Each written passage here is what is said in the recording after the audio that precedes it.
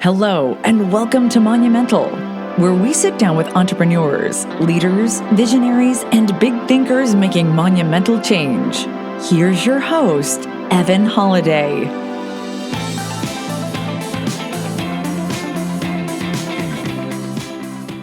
Welcome to Monumental. I'm your host, Evan Holiday, and today on the show we have with us Logan Freeman. Logan, how you doing, man? Energized, thriving, and focused. Yes, got it down. I love it. Boom. So a little background on Logan before we get started. Logan is a real estate investor, developer, and agent who has found his niche in the industry, acting as an investment property specialist and actually representing buyers instead of sellers in the transaction process. He's completed multiple joint venture projects, equity partnerships, and works as a developer. He's completed over 120 transactions in less than a year. That's pretty dang impressive. Yeah. In 2018, Logan founded LiveFree Investments, a successful real estate investment firm that ensures strong returns on capital from secure collateralized real estate investments. So Logan, with that, let's just jump right in and give the listeners a little bit of your background. Absolutely. So I am from Jefferson City, Missouri, which is the capital of Missouri, if a lot of folks don't know. We're right in the middle of the United States, and that's right in the middle of Missouri. And I grew up as a small town boy, and I always say that if you had to put a mindset perspective on Jefferson City, it would be a place that would be more fixed mindset than what Carol Dweck talks about being the growth mindset. And so when I left Jefferson City to go to college at the University of Central Missouri and play football, I was then exposed to Kansas City. And when I was exposed to Kansas City, I had never really seen or spent much time around buildings that were the ones that you had to actually look up at. And I was never exposed to $1 million houses and nice cars in the plaza and nice food. My perspective was just blown. And so I have always, since that point, thought about what I wanted to be whenever I quote unquote grew up. And in college, I identified as an athlete, right? I played football. I had a brief stint in the NFL, and after I was cut from the NFL, I had to again think about who I wanted to be. And so my background is I came from a small town with a fixed mindset, but after I was introduced to some podcasts and some reading materials, I went what people called ham. I went ham on personal and professional development, and I loved it. It felt good, right? It was the dopamine. I was doing better. But then I found out really quickly that just because something is complete at the theoretical level and it makes sense on paper, it also needs to be effective at the applied level. So for the last 6 years, I have been figuring out things that are effective at the applied level and putting that into action in my life to lose 100 pounds, to change my career 3 times, to starting my own company. And that's what leads me here today. And I'm super excited to share some more with the listeners. But that's a little bit of background on who I am. I love it, man. And I'm learning things about you now that I'm excited to dive into. Sure. But let's start with kind of your segue into real estate from a like you said, a brief career in the NFL. Sure. How did you take that step into real estate?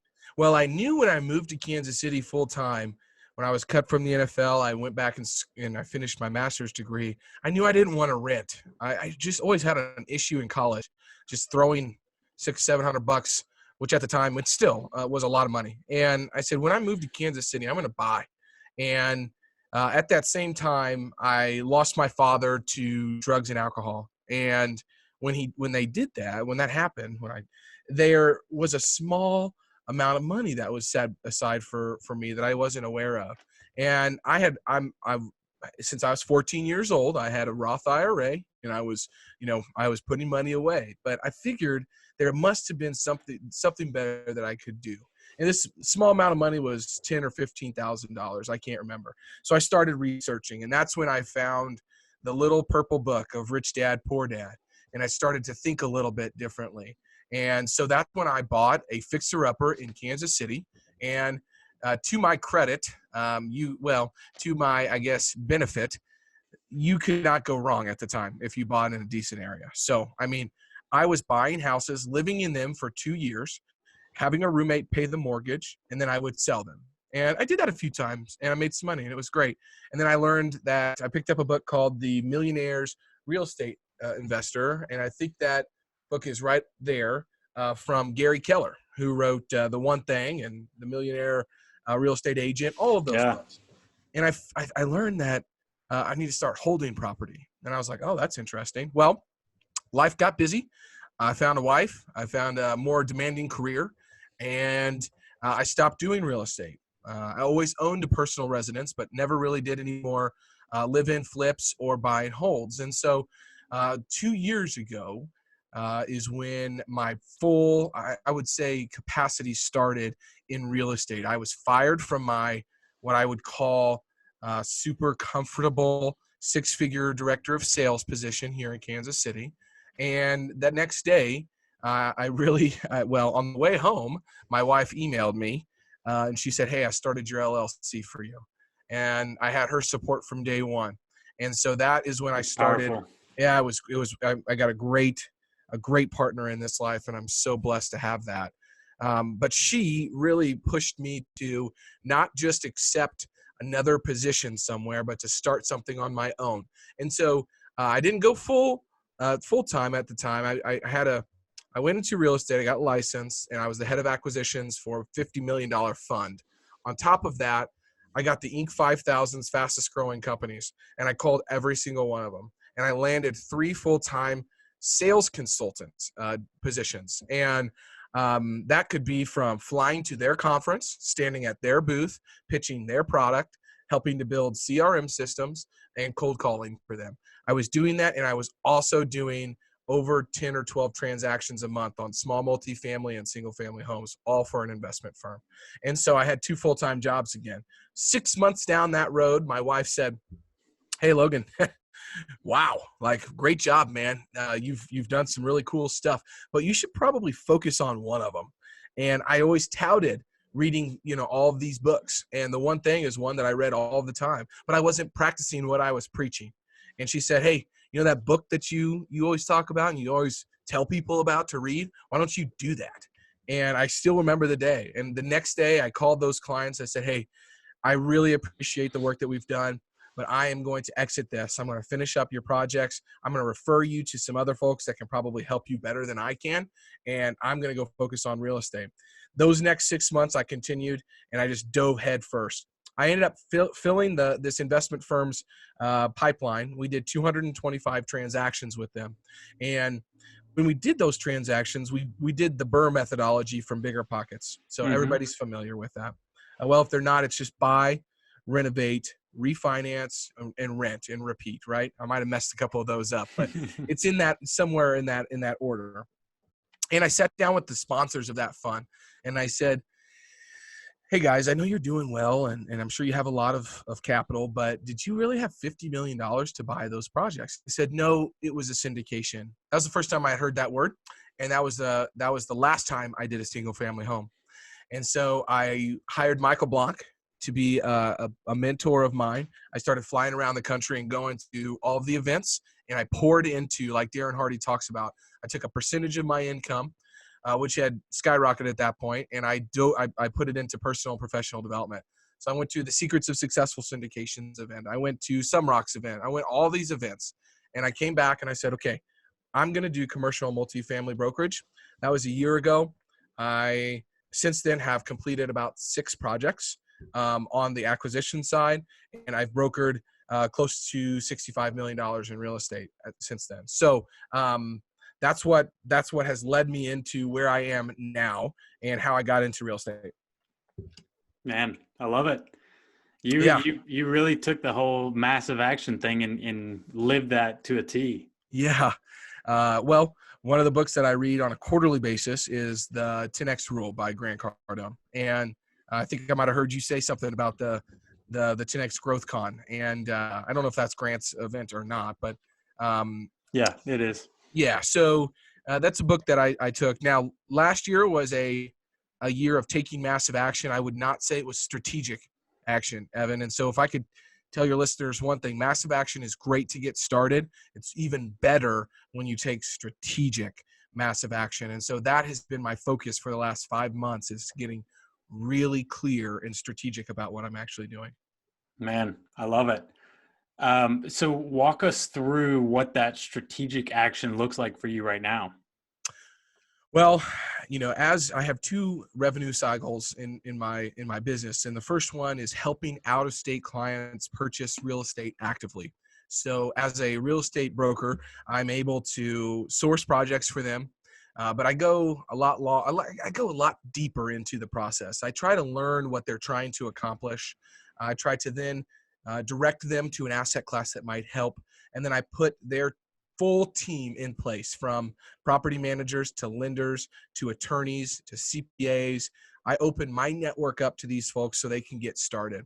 So that's the first thing that I do. And then the second part of it this year is to be the GP on a certain amount of projects as well. And so I've had to make strategic relationships with folks that do not do the same thing that I do, but they do a vital component of real estate that I'm not going to do very well. And so I learned that when you get to the commercial and multifamily world, it's better to have a team that you can share with, and that you have the right people in the right seats of the bus. And right now I am placing those people in the right seats so the bus can drive nice and smooth. Doesn't have to go that fast, but we're going down the road, right? We're going down the road. So I learned in 2019 last year, that trying to do it all and everything will hinder you. And I learned some very expensive lessons last year about buying properties myself, thinking I could do them. And then my business took off, and those projects sat there, and they are still sitting there, and they're still sitting there, and I need to fix them. So now I'm partnering with folks who do a big piece of what I'm not very good at or not passionate about, and creating a team to actually go implement on that strategy.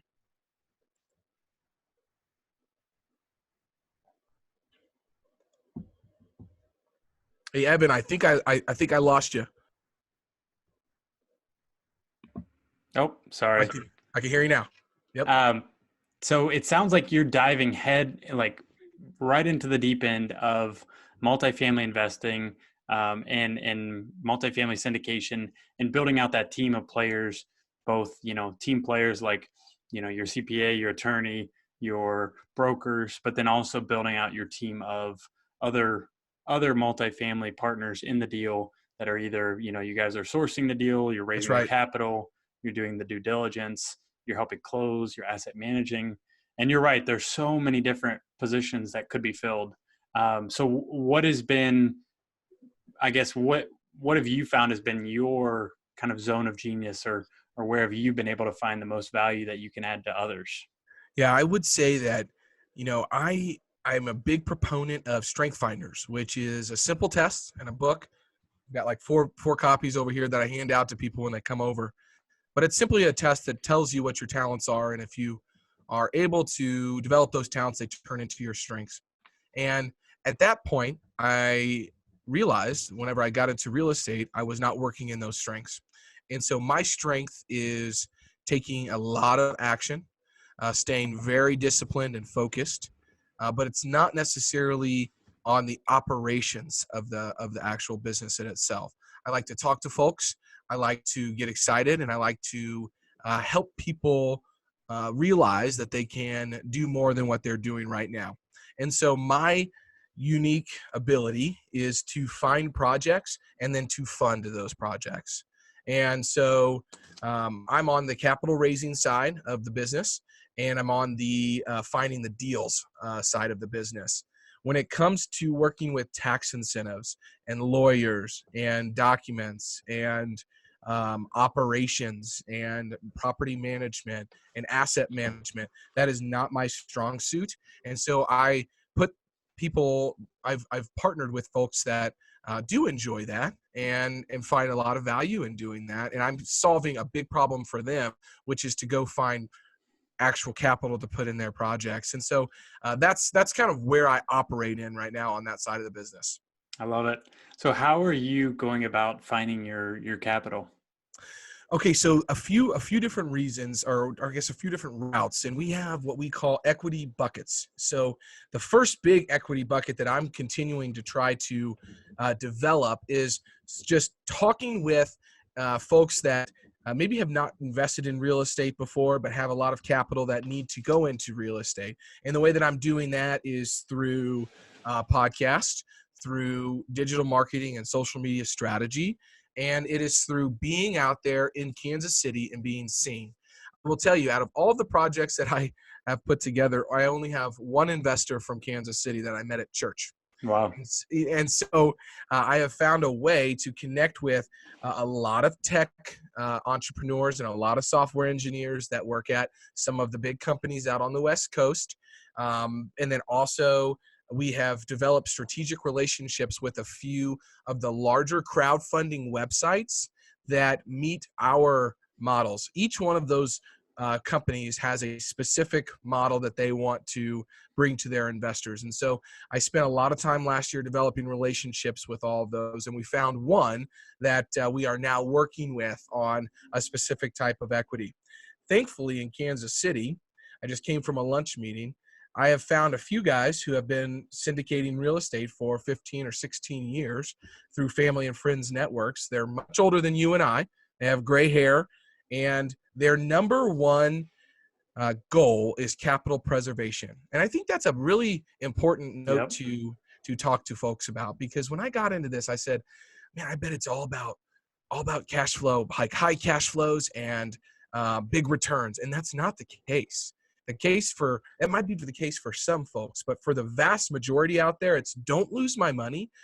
Send me quarterly checks that are pretty, what I'll call stable, and I'll be happy. And I'll get some tax benefits. It's not, I don't need a 15% return, day one. That might be a little bit risky for me, and so that's been a huge shift for me.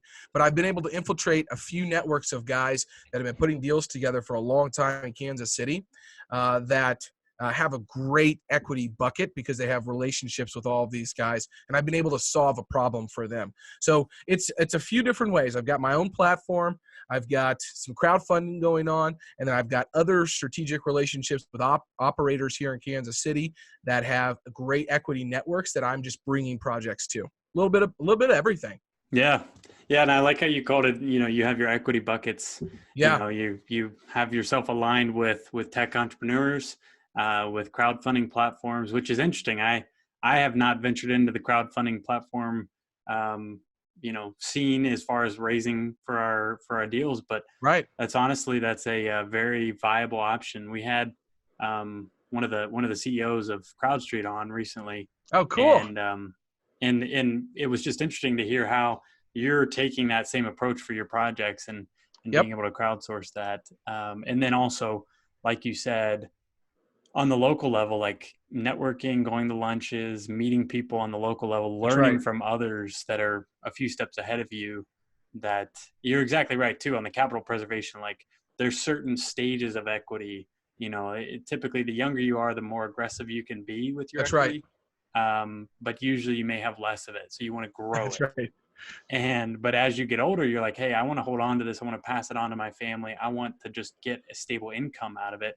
I actually don't want my capital back.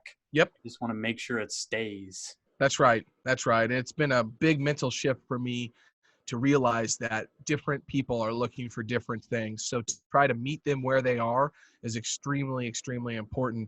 And I also want to, you mentioned, talking with folks that have been doing it longer.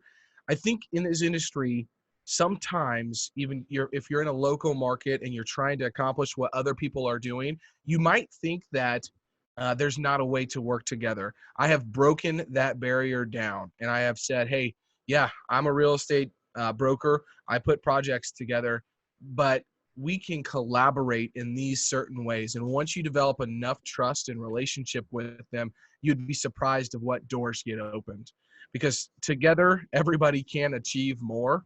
And usually if you're doing anything at scale, there's enough pieces to the puzzle and there's enough pieces to the pie that everybody can share. And so I've taken an approach of a solutions minded focus instead of, okay, this is what I need from you, and this is what you can bring to me. It's, hey, what are you doing? What's your biggest pain point? And let me see if I can throw something at that might solve it. The gentleman that I was just having lunch with has either bought and disposed of over 100 properties, and those are all 150 unit multifamily deals or above. Been doing this for 30 years. And he wanted to talk to me about social media and LinkedIn. Wow. Holy cow. Yeah. I could bring that value to him. And by the end of the conversation, he said, oh, and by the way, it might be interesting for you to come visit our office and see how you can help us. That's the end that I was looking at right there. He said, hey, these are the markets we're looking in. This is how we look at deals. If you bring me something, we can totally work on it together. So I didn't come into that conversation asking for that. I didn't know that's where it was going to go. I provided value from something that he's never done before. And by the end of the conversation, we're talking about something that ultimately was what I was trying to get to. Yeah, that's powerful. Yeah. So how have you found you've been able to get into those lunch meetings, into that networking? Well, a lot of it is, my favorite quote is, ambition is the path to success, but persistence is the vehicle we arrive in. And so there's a lot of local, what I'll call meetups that happen. You know, there's the Urban Land Institute, there's CIM, there's a lot of events that sometimes these guys are going to. But I also have found the best way for me to get involved and introduced to local movers and shakers is to find a connection that they already have a relationship with, build that relationship with that person for 3 to 5 months, show up consistently, add value to that person, and they introduced me to the large player. So it's been a little bit of, hey, I'm not going to go after them first. I'm going to go add value to somebody that I know is meeting with them on a regular basis. And then if the time is right, they have introduced me. So it's been a little bit of a strategy from that standpoint. And then I work with a brokerage here in Kansas City that has a great name. And the managing partner of that brokerage also sets up a lot of those meetings for me. So a lot of people ask me, why don't you have your own brokerage? Why don't you do this? Why don't you do that? Well, one, I don't really like brokerage that much. It's not all that much fun. But the relationships that I have been able to build through that and the knowledge of doing deals through all of the transactions that I have has been just so valuable to me. And so that's why I split my commissions, because I'm able to sit down with a guy who owns 5,000 units because of an introduction that my broker is able to make for me. And it's super valuable. Yeah. Yeah. That's awesome. And I completely agree that having a referral make that introduction, 9 times out of 10, that gets you a whole lot further than you cold emailing or cold reaching out. It absolutely does. Especially with busy people, successful people. You'd much rather get introduced or have a mutual friend introduce you. It goes 100%. way, way further. So I think you're spot on. And for our Monumental listeners, it's about finding out mutual, common things that you have in common. And then also looking at friends that you have in common, business connections you have common, and use that to your advantage, and be able to connect with multiple people, and then be able to connect them to other people. That's right. That one step further. A lot of people don't have the trouble of being liked and trusted. Typically, well, at least the folks that I'm dealing with, what they have an issue with is being known. And if you get on my LinkedIn, I post daily 3 to 5 times. I host a meetup group. I have 2 masterminds that I'm a part of. I'm going to events. I'm seen in the city. My signs are around. When people see me, they're like, gosh, Logan, you're everywhere. I'm not everywhere. I'm in my basement right now. What I'm doing is I'm strategic about my action that I'm taking and the people that I'm meeting with, and I'm adding a ton of value. People know that when I meet with them, I don't ask for anything. I try to overachieve on helping them accomplish something that they're working towards. and then I just let the referral happen. And so I've been able to build one of the strongest networks here in Kansas City based on that mantra alone. First tip is to find a second connection to that first person that you're trying to reach out to and add value to them. And then the second one is to be known in the city or wherever you're trying to operate, right? Yeah. So those are things that I've really spent a lot of time on. And I will also say it's exhausting. It is Yeah. absolutely exhausting. It's It's hard not work. easy. It's hard work. It's not easy. I read Never Eat Lunch Alone a long time ago. Actually, you know what I did? I read the title of the book. That's all I did. I read the title. And then I said, okay, well, I'm not going to read the book. I read the title. And then I implemented that. Grant Cardone might talk about, hey, you don't need to eat lunch with other people, but that's a different story. For me in my business, having lunch meetings, not with vendors, but with my target audience is extremely, extremely important. And so I legitimately have 5 or 6 lunch meetings every single week. Boom. Yep. Love it. So how about your splitting your time between brokerage work and investment work? What is that like for you? Well, last year it was painstaking. It was difficult, and it was a roller coaster. This year, I am working on larger transactions, which is great. So my tip there, or my advice, is to say no. So last year I said yes to everything because I want your listeners to know I didn't just come into a business that was thriving. Last year we didn't have any children. In January, my wife lost her job.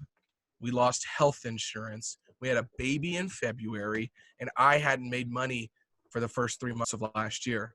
By the end of that year, I had an extremely successful business that I 3X'd from the year before, which was a big number anyway, so that was tough. We had our second child on the way. My wife hadn't worked for 7 months.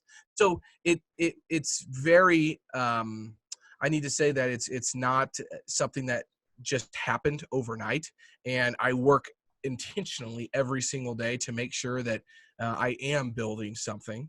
But from the brokerage standpoint, last year, I really would just say yes to any kind of assignment. I even tried to do leasing for about a week and was like, nope, that's not, but I Yeah. tried it. So I took that mantra of massive action and I just went and did a bunch of stuff. And here's a good lesson too. I stopped capital raising while I was doing my brokerage. And so this year I have been able to put systems in place, and I have 4 Upworkers working for me on a regular basis, not working for me, working with me on a regular basis, that I have identified specific things that I needed to stop doing and I needed to say no to. I need to find somebody who is better at that for me. And then now I have my strict, most valuable priorities and the profit producing activities that are tied to those. And that's what's on my calendar. So I'm continually to always be capital raising, never stopping. Maybe I don't have a deal right now. That's okay. But I'm still building those relationships, still talking to all of those folks.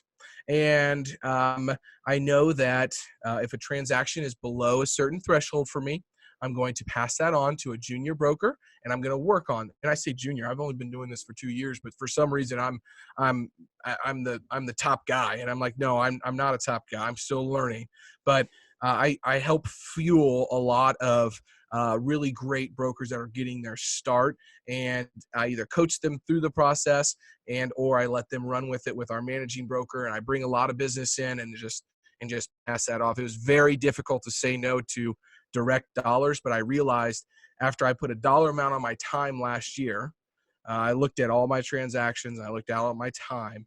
I put a transaction or dollar amount on that time. I said, okay, that's under $2 million.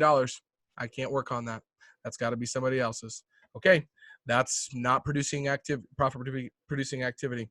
I need to hire that out. So I've been able to do the work of 3 or 4 individuals so far for the last 3 months, and it's starting to work really, really well. Yes, that's awesome. Yeah, and really what I heard was building out systems, saying no. That's right. Having, the other task that you're able to include into your systems, have those be done and delegated but to others. Yes.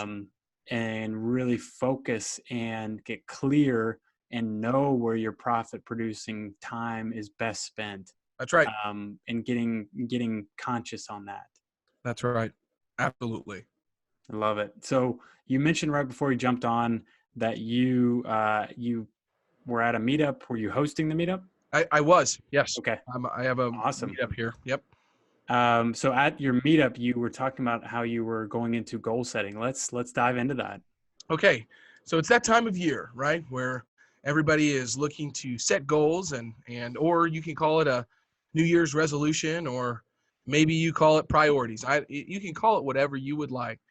I call it goals, and I really wanted to dive into what the definition of a goal was. And I told a bad dad joke last night, and I'll tell you it today. I asked a bunch of people in the audience what their definition of a goal was, and they said, well, it's where you set an objective and then you try to go achieve it, all of these things. And I said, yeah, okay, but you're all wrong. I said, a goal is when you score in soccer.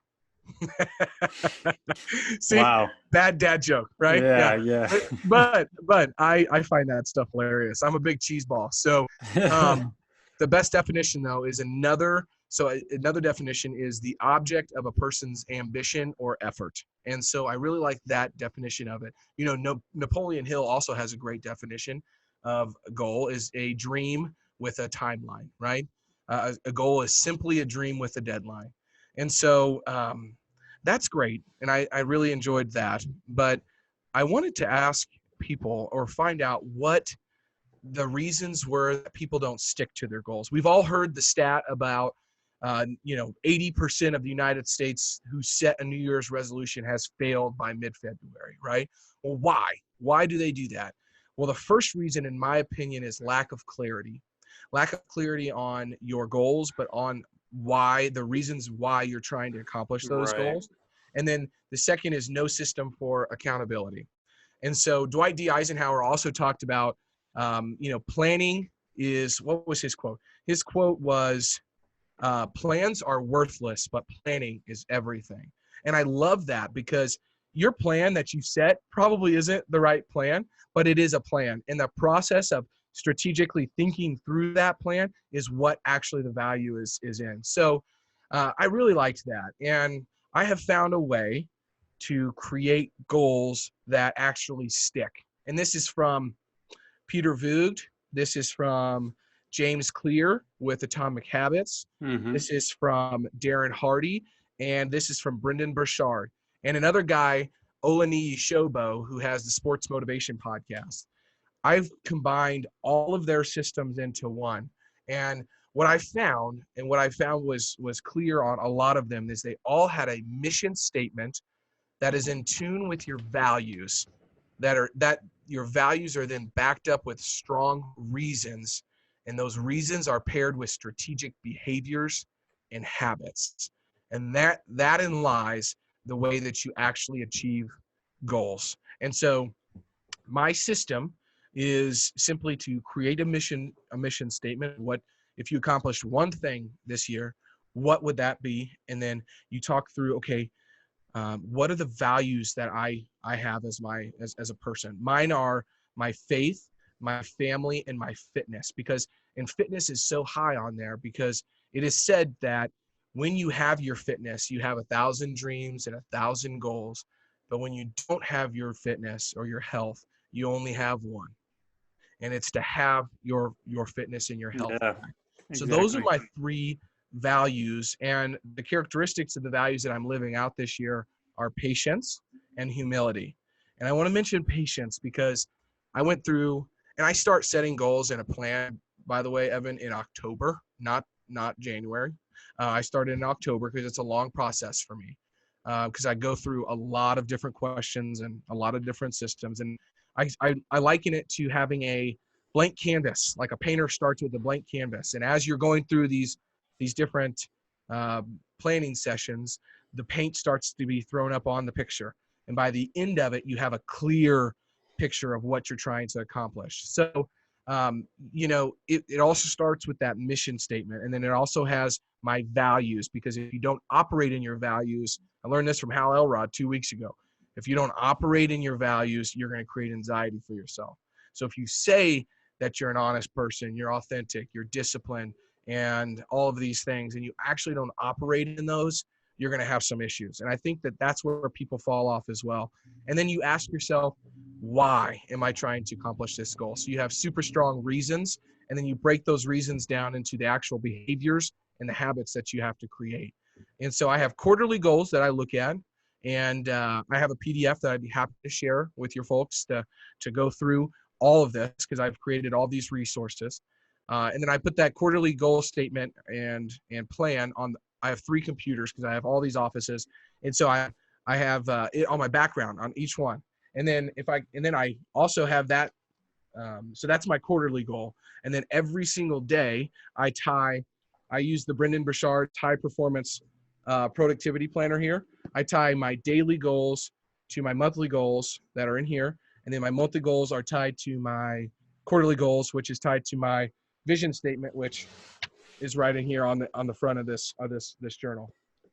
Alongside that, I have, for the last 6 years, had an accountability call with a gentleman. His name's Brent Vogel, and he's a very high performer. And we go through our weeks every single week for the last 6 years. And I can't implement enough how important that has been. I don't always want to do it. I'm tired. I worked 8 hours, 10 hours, and I got to do this call for an hour, and I got to be on. But the accountability that I have with my wife, with Brent, I run a mastermind group. I have a couple other things. If I tell somebody something, somebody's going to ask me, hey, so how's that going? Like how is that going? Yeah, and exactly. So I think there's something to be said about that. But putting that accountability in place, and Bigger Pockets does a great job of their journal. I think had a mastermind group that you try to hold each other accountable. But I would find somebody that you can meet with locally that's trying to accomplish something that you're trying to accomplish. Find a system or journal that works for you, and then work it. My biggest takeaway for myself giving that talk last night was, any system will likely work. They're all pretty similar, but any system will probably work as long as you work the system.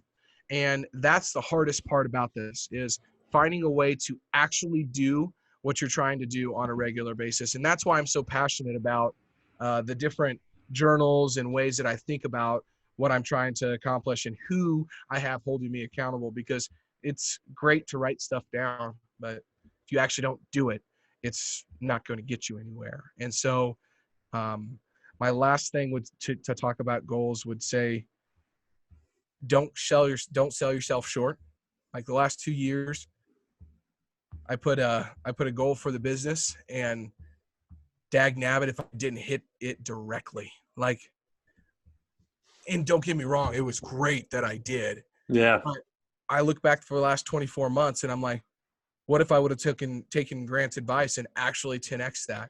Yeah. What that does is it puts you in different vehicles that actually allow you to accomplish more, instead of doing what you've always done that's gotten you right here. So the monumental shift that I had to make this year was say, okay, you're reading 10x rule. You've got your number last year. I don't care if it's not realistic to you right now. You have to make it realistic by the changes that you make this year. And that's what I'm making, is a monumental shift in the thinking and the systems and the processes and the vehicles that I am in to actually 10x an already very successful business that I have created. And that's why you hear me talking about delegation and a lot of the things that I'm focused on, because I physically cannot work more than I did last year. And I probably won't have the same output. I can't do more on an output standpoint. I was in the top 2% of brokers last year in Kansas City, and I can't do more of that. Right. Better. You know what I mean? I have to think completely differently. So I just riffed for a long time, and I'm gonna let you ask some questions. No, I love it, man. The main thing that I just heard was you were intentional. That's you right. are getting clarity on who you are, what you believe in, what your values are, and where you're going with your business, with your life, and you're aligning your goals and your habits around that. And then you're spending massive time just on the front end of getting clear of like, what do I need to do on a yearly basis, on a quarterly, on a monthly, on a weekly, on a daily, on an hourly basis. And if you take that like very granular approach to it of taking the hour that you're spending right now listening to this podcast, or us performing this podcast and recording it, and taking that and extrapolating that out and saying, how is this actually helping me towards my goals? And what is the next thing I need to be doing towards my goals? Yep. It's massive. It's life-changing is what it is. It's incredible what you can accomplish. I think people underestimate what they can do in a year, and they overestimate what they can do in a year, and they underestimate what they can do in 10 years. And if you just have that, like, you're not going anywhere, hopefully. Like, you're going to be here for a while, think about it from that perspective, and James Clear talks about that. Everybody's on their own line and axis of continuum. We're all at a different point. So if you can stop comparing yourself to that person who's been doing it for 6 years and been intentional for 6 years, then you can allow yourself to love yourself for who you are right now, knowing that you're bettering yourself for the future. And Hal's podcast really, and I hope she doesn't mind this, but my sister is battling some, and I'm sure a lot of people do battle this on a regular basis, anxiety. And so as a big brother, I was like, man, I think about all of this personal development and psychology, honestly, talking about Tony Robbins and all of this stuff. But I listened to a podcast of Hal Elrod's recently, because if anybody knows his story, it's a pretty incredible story. And he's been battling brain cancer, and he now has what's called chemo brain, because he's going through chemo and radiation, and that physically affects your brain. Well, he's a world-renowned speaker, and he's up on stage and he's forgetting what he has to say, right? He's given this speech 1,000 times before, but he's forgetting what he's having to say. And what happened was he started to have anxiety attacks because of it. Well, his good friend, I believe it was John Vroman, he came over and he said, How, what's going on? And they worked through it together. And what his big takeaway was, you have to know yourself and know your values. You have to be yourself and live through those values. And you have to love yourself enough to say no to everything else.